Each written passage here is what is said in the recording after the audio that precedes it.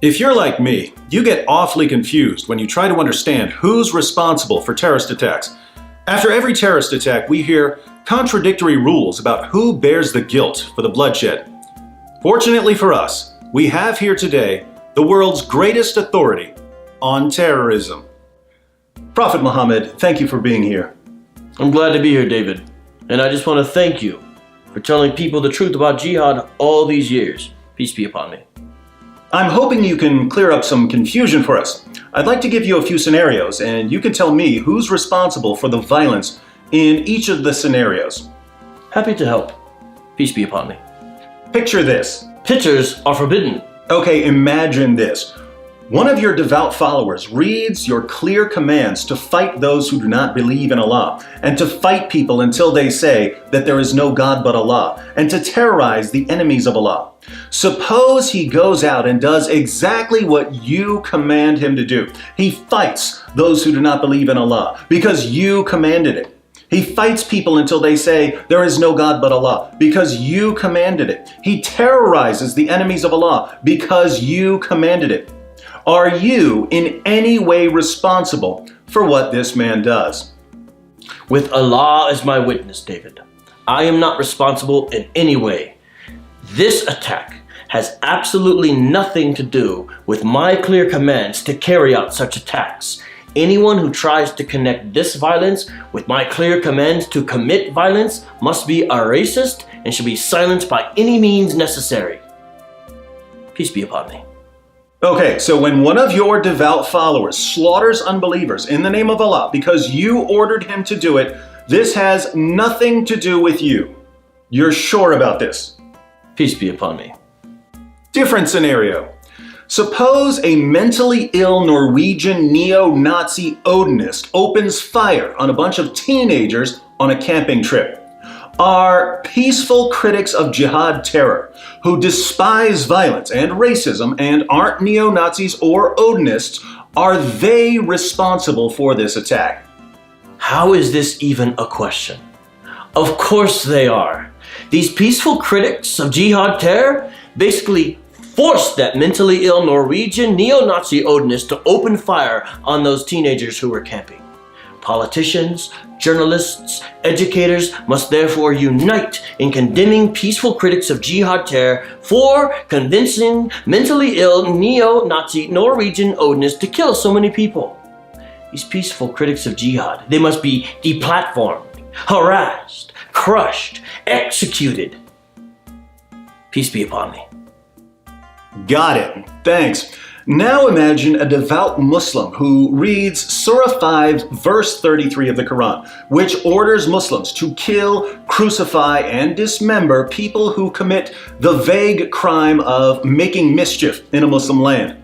Now, Western nations, according to Islam, are making mischief in Muslim lands. So, if this devout Muslim decides to kill, crucify, and dismember people from Western nations as he is commanded to do in the Quran, are you in any way responsible for the attack?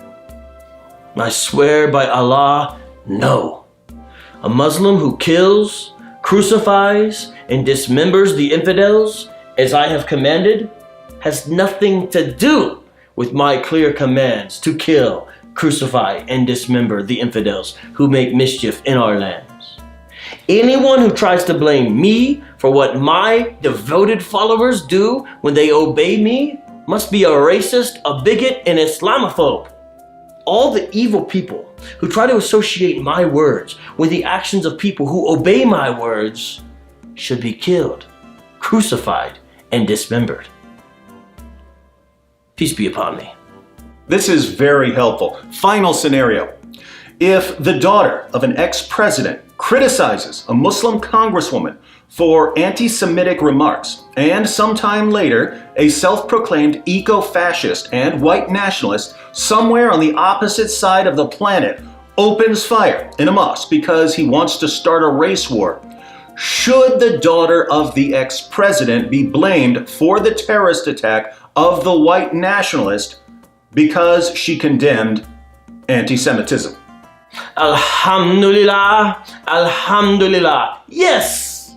If this woman condemns Islamic anti-Semitism, she's basically forcing eco-fascist white nationalists to slaughter Muslims in order to start their race wars.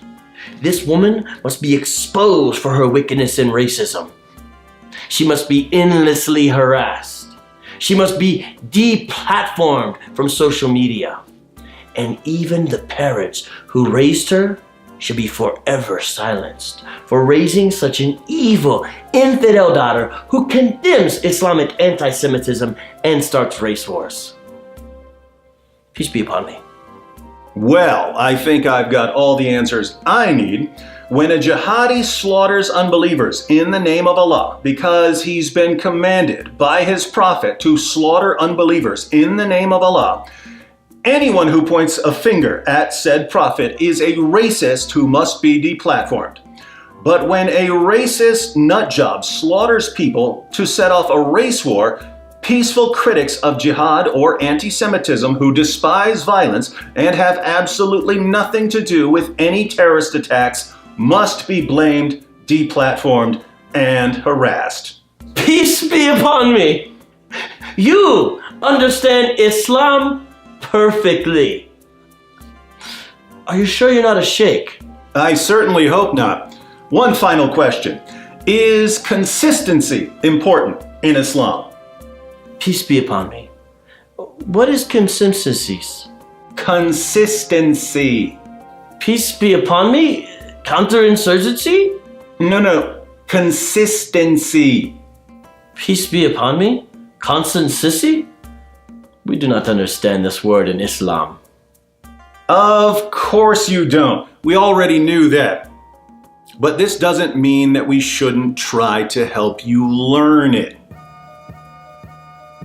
The attacks in Paris that claimed 17 lives energized the debate around the world about what role Islam plays in the problem of terrorism and, more importantly, the solution. I think it's fine to call them Islamists as long as we add the caveat that they don't speak for the whole of the faith. You know, Bobby, I agree with you, and I understand to a certain extent why you think perhaps we can continue to use the term Islamist or war, but at the same time, you know, this is also a war on Islam. This is, a lot of Muslims feel as though not only are Muslims the biggest victims, so, you know, I think a lot of Muslims feel as though to call them Islamists, to call them Muslims, even though they self-identify as that, is problematic because it plays into this notion that this is strictly a war between the West and its secular values in Islam.